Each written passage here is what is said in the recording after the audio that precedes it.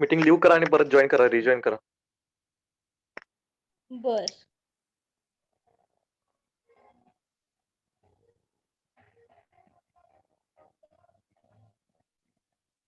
आहे की sir, madam join झालेत की. आलेत की. हा सर जॉइन झाले परत आता परत. हा उगाच सांगितलंस बघ, त्या दोघी पण गेल्या. आता परत करतील रिजॉइन. हम्म.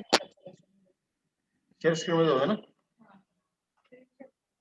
हम्म.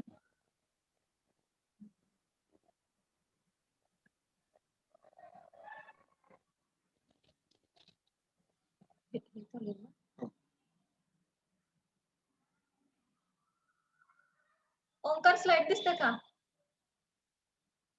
ओंकार दादा. हा दिसते. हा.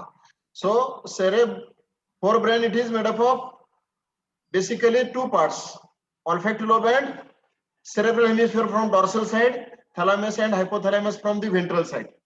And in some book there is a reference that is it also contain diencephalon.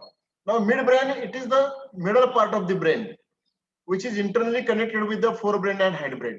म्हणजे आतमधून त्याचं कनेक्शन आहे, त्याला वेगळं नाव आहे, अलग लक्षामध्ये.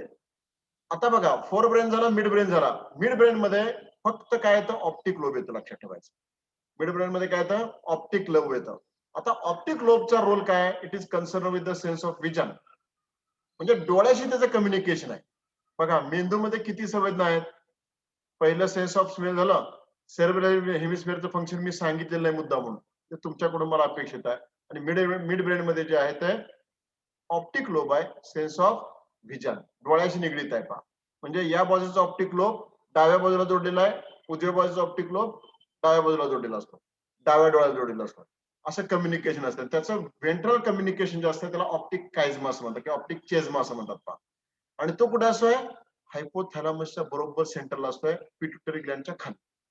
आता बघा, फोर ब्रेन झालं, मिड ब्रेन झालं. फोर ब्रेन मधले दोन पार्ट लक्षात ठेवायचे, olfactory lobe, cerebral hemisphere. Mid brain मध्ये ऑप्टिक लोब. आता बघा, इथं स्पेलिंग मिस्टेक थोडी झालेली आहे. हा, सेरेबेलम आणि सेरेब्रम दोन नावं वेगळी पाहिजे. हा, स्पेलिंग मिस्टेक इथं थोडी झालेली आहे.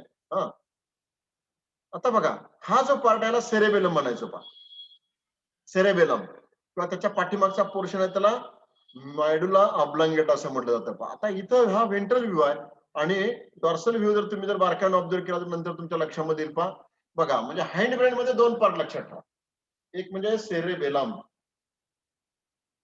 आणि पाठीमागचा पार्ट आहे तो मेडुला ऑब्लांगेटा.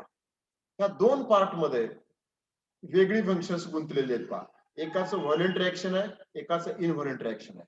म्हणजे शरीरामध्ये चालणाऱ्या सगळ्या व्हॉलेंट रिएक्शन्स हे एकामध्ये गुंतलेले आहेत आणि मेडुला ऑब्लांगेटा मध्ये सगळ्या इनव्हॉलेंट रिएक्शन्स गुंतलेले आहेत. पहा, म्हणजे all types of the violent reactions they are concerned with the cerebellum. And दुसरा महत्वाचा पार्ट आहे तो म्हणजे medulla oblongata, it is concerned with the violent reactions. म्हणजे हे पाच प्रकार, पाच टाइप्स लक्षात ठेवा. म्हणजे पाच वेगवेगळ्या अॅनिमल्स मध्ये आपण स्टडी करणार आहे, प्रत्येकाचं फंक्शन हे वेगळं आहे. आता मी पुन्हा फोरब्रेन कडे वळतोय. ऑल्फॅक्टरी लोब नंतर तुम्हाला मी सांगितलेलं आहे सेरेब्रल हेमिस्फिअर. बघा, म्हणजे cerebral hemisphere it is also called cerebellum. मी काय म्हणतो ते समजून घ्या. सेरेबेलम याच्यामध्ये 4 पॉइंट्स असतात, लक्षात ठेवायचं. म्हणजे माणसाचा मेंदू ज्यादा प्रगल्भ काय, आता तुमच्या लक्षामध्ये असेल याचं फंक्शन मी शेवटी का सांगतोय ते. म्हणजे जो प्राणी, बघा 4 फंक्शन, सेरेबेलम मध्ये 4 फंक्शन्स आहेत. सेरेबेलमचे 4 भाग डिवाइड करायचे. समजा हा सेरेबेलम आहे, हा सेरेबेलमचा पार्ट आहे, तर ए पार्ट, बी पार्ट, सी पार्ट आणि डी पार्ट असा आपण गृहीत धरूया. म्हणजे एका भागामध्ये दुसरा तेवढा रिजन आहे तो त्या भागाशी कन्सर्न आहे, फंक्शनशी कन्सर्न आहे. दुसरा भाग आहे तो त्या फंक्शनशी कन्सर्न आहे. तिसरा भाग आहे तो त्या भागाशी कन्सर्न आहे, फंक्शनशी कन्सर्न आहे. चौथा भाग आहे तो त्या फंक्शनशी कन्सर्न आहे. 4 फंक्शन्स कोणती लक्षात ठेवा. मानवामध्ये बाकीच्या प्राण्यांच्या पेक्षा वैशिष्ट्य काय आहे, कोण सांगेल का? पहिलं काय, तर मनुष्य प्राणी हा बुद्धिमान आहे. पहा, म्हणजे मेमरी आहे, आलं लक्षामध्ये. Cerebellum control memory, cerebral hemisphere control memory. दुसरं विल्स, विल्स म्हणजे इच्छाशक्ती आहे. पहा, आपण इच्छा प्रकट करू शकतो, म्हणजे त्या भागामध्ये आपल्या सगळ्या कंट्रोल आहे. चौथा थॉट्स, बघा आता हे थॉट्स म्हणजे काय, विचार करण्याची क्षमता आहे पहा. बघा, मेमरी, विल आणि थॉट्स हे 3 भाग झाले. आणि चौथा भाग जो आहे तो कोऑर्डिनेशन साठी आहे. चारही भागांचं, ह्या सगळ्या विचारांचं, थॉट झाले की विचारशक्ती आली, विचारशक्ती आली की मेमरी मध्ये जाणार, मेमरी मधून नंतर ते पुढे हायपोथॅलॅमस मधून पुढे कोऑर्डिनेशनला जाणार, आणि कोऑर्डिनेशन मधून परत ते व्हॉलंटरी ऍक्शन असेल तर व्हॉलंटरी ऍक्शन कडे जाणार, नसेल तर इनव्हॉलंटरी ऍक्शन कडे जाणार. बघा, तर अशा पद्धतीची गुंतागुंती सेरेब्रल हेमिस्फिअर मध्ये आहे. सगळ्या प्राण्यांचा जर ब्रेन बघितलं तर सगळ्यात मोठा भाग ब्रेन मधला कोणता असतोय, तर सेरेब्रल हेमिस्फिअर असतो, लक्षात ठेवायचं. आता मानवी शरीर, कोणत्याही प्राण्याचं शरीर आणि त्याचा मेंदूचं वजन हे जर बघितलं आणि त्या मेंदूच्या वजनामध्ये असलेला सेरेब्रल हेमिस्फिअरचा पार्ट किंवा सेरेबेलमचा पार्ट जर विचारात घेतला तर cerebellum it is larger in size. बघा, सगळ्यात मोठा पार्ट कुठला असतो तर सेरेब्रल हेमिस्फिअर. माणसाच्या डोक्यामध्ये असणारा जो मेंदू आहे त्याला प्रोटेक्शन साठी काय आहे, कवटी आहे, डोक्याची कवटी आहे, त्याला काय तुम्ही म्हणता, ब्रेन बॉक्स असं म्हणता पहा, किंवा क्रॅनियम. तुम्ही 12वीला स्टडी केला असेल पहा, सगळे बोन स्टडी केले असेल पहा. So cranium contain internal cavity that is called as cranial cavity, and that is mostly in a large sized corporated with the help of the cerebral hemisphere. म्हणजे डोक्याच्या कवटीमध्ये सगळ्यात मोठा व्याप्तीने कुठला भाग व्यापलेला आहे, तर सेरेब्रल हेमिस्फिअरने. तसंच पाठीमागे गेल्यानंतर आपण म्हणतो डोक्याच्या पाठीमागच्या बाजूला मारू नये, त्याला छोटा मेंदू म्हटलं जातं. त्या भागामध्ये काय, तर तुमचं सेरेब्रम आणि मेडुला ऑब्लांगेटा. आता मेडुला ऑब्लांगेटाचा महत्वाचा रोल हा व्हॉलंटरी ऍक्शन रिलेटेड. आपल्या शरीरामध्ये ज्या काय ऐच्छिक घटना चाललेल्या आहेत आणि अनैच्छिक घटना चाललेल्या आहेत, व्हॉलंटरी ऍक्शन आणि इनव्हॉलंटरी ऍक्शन दोन्ही मधला फरक ध्यानात घ्या. व्हॉलंटरी ऍक्शन म्हणजे कोणत्या, ऐच्छिक, आपल्याला वाटलं तर आपण करतो त्या सगळ्या ऐच्छिक घटना असतात. इनव्हॉलंटरी म्हणजे काय, इनव्हॉलंटरी किंवा नॉन व्हॉलंटरी असं म्हणूया. आपण जरी म्हटलं थांबूया काम तरी पण ब्रेन चालू ठेवतो, त्याला इनव्हॉलंटरी ऍक्शन म्हणायचं. फॉर एक्झाम्पल रेस्पिरेशन आहे, सर्क्युलेशन आहे, हार्टबीट आहे, हार्टचं कोऑर्डिनेशन आहे, डायजेस्टिव्ह सिस्टीमचं कोऑर्डिनेशन आहे, हे सगळ्या इनव्हॉलंटरी ऍक्शन. म्हणजे छोट्या मेंदूला मार लागला मेडुला ऑब्लांगेटाला तर काय होतं, पहिला फटका कुठे बसणार, ह्या सगळ्या 3 महत्वाच्या ऍक्टिव्हिटीज वरती कोऑर्डिनेशन थांबणार पहा. हार्टबीट, रेस्पिरेशन आणि सर्क्युलेशन. त्याचबरोबर डायजेशनची रिलेटेड. पाठीमागे डोक्यावरती फटका जोरात जर मारला तर उलटी येते, बघा, ब्लड ओमिट होतं, रेस्पिरेटरी सिस्टीम बेशुद्ध पडतो माणूस, रेस्पिरेशन स्टॉप होतं किंवा हार्टबीट स्टॉप होतं, पटकन मृत्यू होतो. त्याचं कारण काय, medulla oblongata is considered with इनव्हॉलंटरी action आणि व्हॉलंटरी ऍक्शन. आता दुसरा एक महत्वाचा मुद्दा, ह्या फंक्शन्स तुम्ही आता थोडंसं विसरा. आपल्याला काय स्टडी करायचं आहे, कंपॅरेटिव्ह डाटा स्टडी करायचा आहे. When you study the comparative data of every animal, कोणत्या एनिमलचा डाटा तुम्ही स्टडी करणार तेव्हा एक ध्यानामध्ये ठेवायचं की त्या एनिमलचा ब्रेन. 5 एनिमल्स तुमच्या नजरेसमोर ठेवतोय, पेन आणि वही असेल तर त्याची नावं लिहून घ्या. पायसेस मध्ये आपण शिकणार आहोत स्कॉलिडॉनचा ब्रेन, शार्क. पायसेस, फिशेस म्हटलं की शार्कचा ब्रेन आपण स्टडी करतोय. तोच का स्टडीला घेतलाय त्याचं एक कारण सांगतो पहा. As compare to the all animals म्हणतो मी, सगळ्या एनिमल्स बघितले कम्पॅरेटिव्हली तर तो वेल इव्हॉल्व्ड आहे, चांगली डेव्हलपमेंट आहे, चांगली ग्रोथ त्या ब्रेन मध्ये आढळून येते. ऑल्फॅक्टरी लोब चांगले डेव्हलप आहेत, सेरेब्रल हेमिस्फिअर चांगलं डेव्हलप झालेला आहे, ऑप्टिक लोब चांगलं डेव्हलप झालेला आहे, मेडुला ऑब्लांगेटा चांगलं डेव्हलप झालेला आहे, सेरेब्रम चांगलं डेव्हलप झालेलं आहे. म्हणजे हे सगळ्यात महत्वाचं लक्षात ठेवा. का तो ब्रेन स्टडीला घेतला आपण, because it is well evolved in that class. Fishes मध्ये तो चांगला डेव्हलप झालेला आहे. पण तुम्ही जर समजा आता तुम्ही म्हटलं असता शार्क मग खाऱ्या पाण्यामध्ये सापडतो, आपण कम्पॅरेटिव्हली गोड्या पाण्यातला फिश बघूया, गोड्या पाण्यामधला कटला घ्या, रोह घ्या, मृगल घ्या किंवा कुठलाही कार्प घ्या, ग्रास कार्प घ्या, कोणताही कार्प फिश घ्या, त्या अॅनिमलचा ब्रेन तेवढा इव्हॉल्व्ह झालेला नाही. म्हणजे ब्रेनची साईज हे बॉडी साईज पेक्षा किती डेव्हलप झालेली आहे त्याच्यावरून तो ब्रेन आपण स्टडीला घेतला आहे. म्हणून फिशेस मध्ये कोणता आहे, स्कॉलिडॉन किंवा शार्क. फिशेस झाले की रेप्टाइल्स मध्ये आपण काय स्टडी करणार आहोत, लिझार्ड. बघा, त्याच्या अगोदर एम्फिबियन्स, फ्रॉग. बघा, फिशेस, एम्फिबिया, रेप्टाइल, बर्ड्स आणि मॅमल्स. म्हणजे फिशेस मध्ये शार्क, एम्फिबिया मध्ये फ्रॉग, लिहून घ्या फार तर, एम्फिबिया मध्ये फ्रॉग, रेप्टाइल्स मध्ये लिझार्ड, बर्ड्स किंवा एव्स मध्ये पिजन आणि क्लास मॅमलिया मध्ये आपण स्टडी करणार आहे ह्युमन ब्रेन. बघा ह्युमन ब्रेन किंवा रॅटचा ब्रेन दोन्ही मध्ये सारखे पण आहे पहा. ह्युमनचा ब्रेन आणि रॅटचा ब्रेन कसा सारखा आहे, जीन जवळपास सारखे आहेत. हा, ह्युमन मध्ये 44 जीन आहेत, रॅट मध्ये 46 जीन आहेत, बरोबर आहे ना? आणि झोपले की काय सगळेजण? ह्युमन मध्ये 46 आहेत. हा, ह्युमन मध्ये 46 आहेत आणि रॅट मध्ये किती आहेत? 44 जीन्स आहेत पहा. म्हणजे 44. जवळपास सारखं आहे, सारखे पण आहे. बघा आता पुढची गोष्ट, या 5 प्रकारचे ब्रेन स्टडी करत असताना आपण फक्त आज एकच ब्रेन स्टडी करणार आहोत. हा,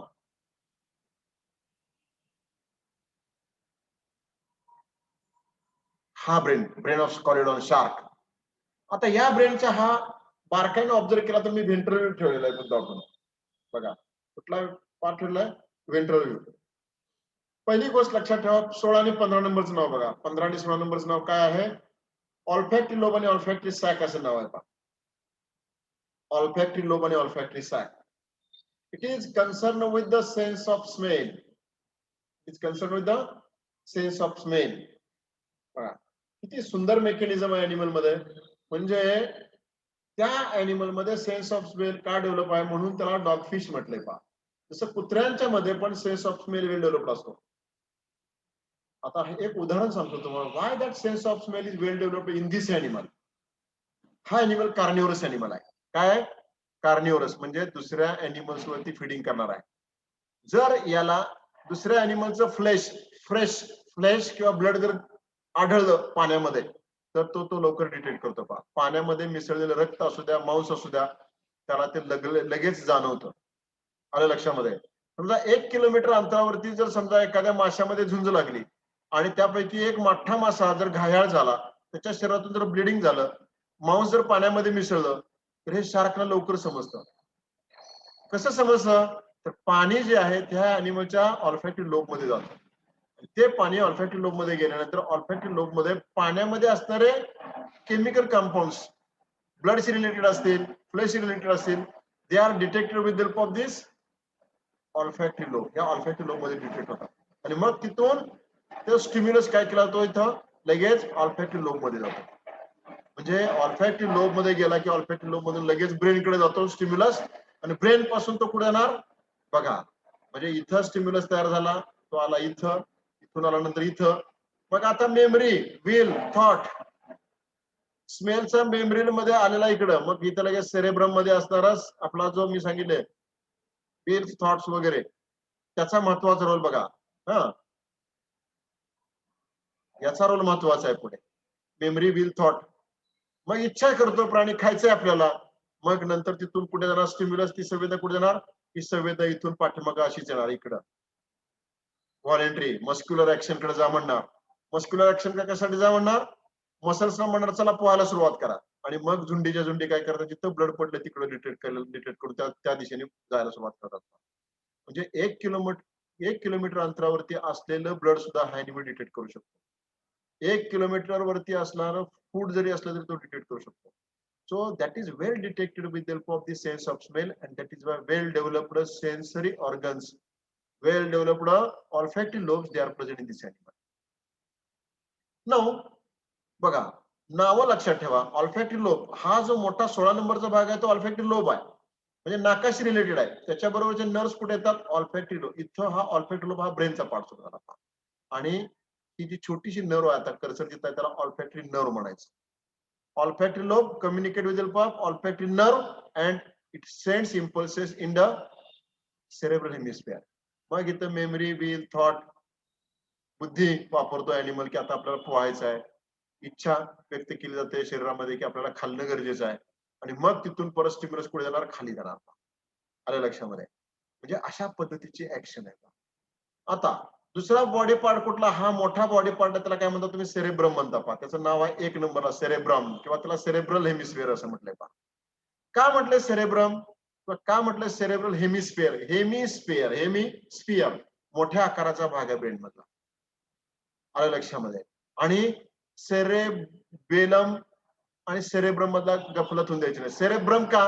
तर तो ब्रेन ओपन केला की पहिल्यांदा दृष्टिक्षेपात येतो. It is connected with the anterior most part, पुढच्या भागामध्ये कनेक्टेड आहे पहा, आणि म्हणून याला सेरेब्रम असं म्हणतात. बघा आता ह्या सेरेब्रम मध्ये 4 भाग, मी हा एक नंबर इथं बघा, हे नर्वस कॉर्डिनेशन दिसतंय पहा, इकडे नर्व, इकडे नर्व. हा, 2 नंबरचा पॉईंट दिलेला आहे, त्याला काय म्हणलं, न्यूरोपोर म्हटलंय पहा. इथं न्यूरोपोर म्हणजे एक ओपनिंग असतंय, त्याला न्यूरोपोर म्हटलंय पहा. आता तुम्ही म्हणाल इथं ओपनिंग कशाला ठेवलंय हो, मेंदू ओपन का केलाय?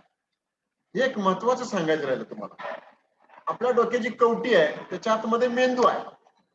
आता ह्या डोक्याच्या कवटीच्या आतमध्ये मेंदू आहे.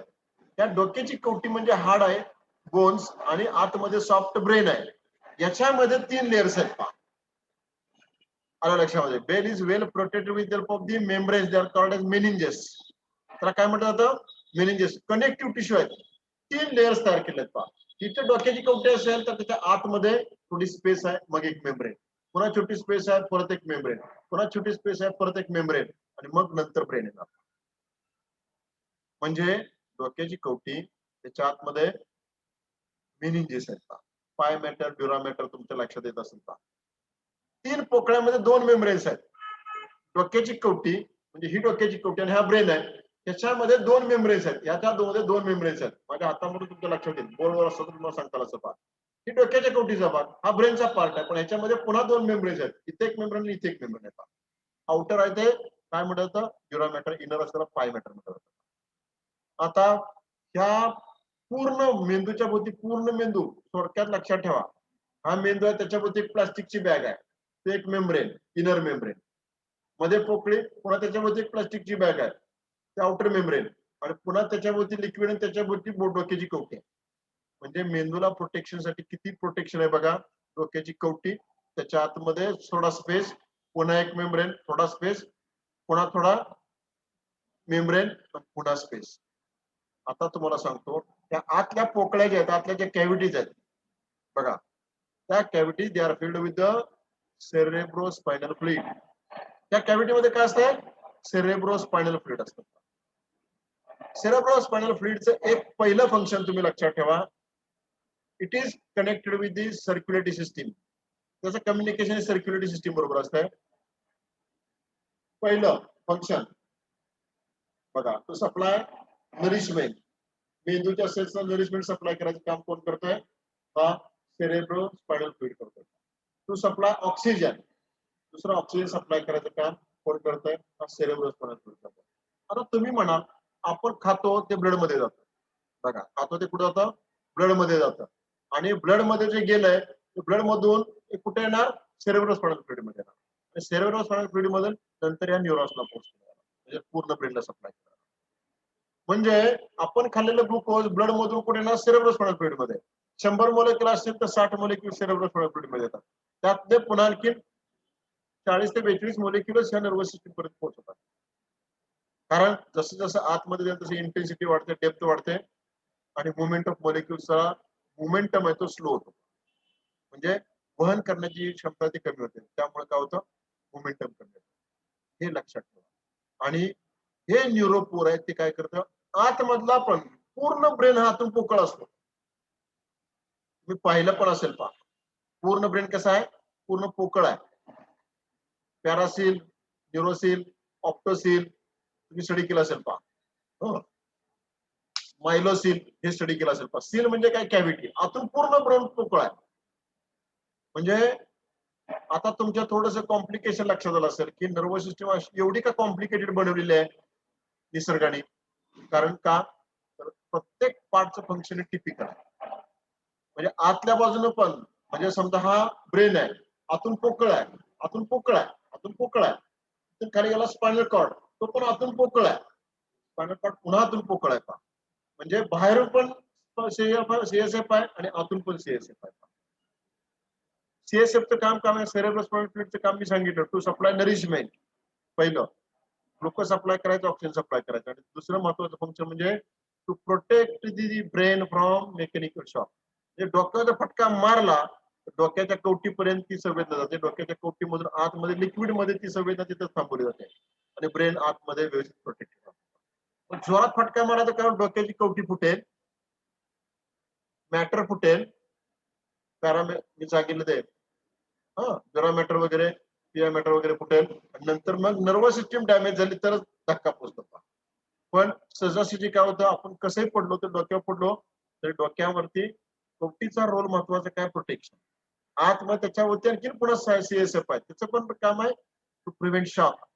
म्हणजे शॉक, मेंदूला शॉक पोचला जात नाही, त्यामुळे आलं लक्षामध्ये. शॉक ऍब्सॉर्बरचं काम ते लिक्विड करत असतं. लिक्विड आहे म्हणजे काय होतं, कुठलंही मेकॅनिकल असू द्या, फटका असू द्या, इलेक्ट्रिकल शॉक, म्हणजे इथं जरी इलेक्ट्रिकल करंट मिळाला तरी मेंदूपर्यंत पोहोचत नाही का, तो सीएसएफ पर्यंत जातो. कोणत्याही प्रकारचा शॉक आहे, तो सगळ्या प्रकारचा शॉक हा सीएसएफ काय करतो, ऍब्सॉर्ब करतो. आलं लक्षामध्ये. तर आता ब्रेन मधला दुसरा पॉइंट आपण बघणार आहे, जरा थोडस खाली सारखा. हा झाला 1 नंबर. 3 नंबरचा पार्ट बघा. 3 नंबरचं नाव बघा. 3 नंबरचं नाव ऑप्टिक नर्व. 4 नंबरचं नाव काय बघा, इंटेरियर लोब बघा. आणि 13 नंबरचं नाव काय, ऑप्टिक लोब. 13 नंबरचं नाव थोडस खाली घ्यायला पाहिजे होतं, तर ऑप्टिक लोबचं नाव आहे पहा. आता थोडक्यात समजून घ्या, काय अॅनिमल्स मध्ये ऑप्टिक लोब वेल डेव्हलप आहेत. ऑप्टिक लोब्स कशा आहेत, वेल डेव्हलप आहेत. आता ऑप्टिक लोब मधून, म्हणजे मी मगाशी सांगितलं की या बाजूला एक लोब आहे आणि या बाजूला एक लोब आहे. कुठं, या भागामध्ये. कर्सर जिथं नेतोय तिथं 13 नंबरचा पार्ट बघा, कर्सर जिथं नेतोय तिथं या भागामध्ये ऑप्टिक लोबचं लोकेशन आहे. इथे या भागामध्ये साधारणपणे कर्सर जिथं फिरवतोय तिथं ऑप्टिक लोबचं लोकेशन असतं. ह्या ऑप्टिक लोब पासून इकडचा, या लेफ्ट साइड राईट साइडचा ऑप्टिक लोब असेल तर तो काय करतो, इकडे या नर्व इकडे गेले असतात, या नर्व गेले असतात, optic nerve. 3 number optic nerve ही डोळ्याला जोडलेली नर्व आहे पहा. म्हणजे अपोजिट कनेक्शन लक्षात ठेवायचं. उजव्या बाजूचा ऑप्टिक लोब डाव्या बाजूच्या डोळ्याला कंट्रोल करतो, डाव्या बाजूचा ऑप्टिक लोब उजव्या बाजूच्या डोळ्याला कनेक्ट करतो, म्हणून असं क्रॉस कनेक्शन आहे पहा. हे कनेक्शन नर्वचं लक्षात ठेवायचं. म्हणजे इकडचा ऑप्टिक लोब आणि इकडचा ऑप्टिक लोब एकमेकावर कनेक्ट होतात असे, आणि ते नर्वला डोळ्याला कंट्रोल करतात. म्हणजे पॅरालाइज झाली इकडची बॉडी तर डावा डोळा जातो, पॅरालाइज झाली इकडची बॉडी तर उजवा डोळा जाणार. आलं लक्षामध्ये.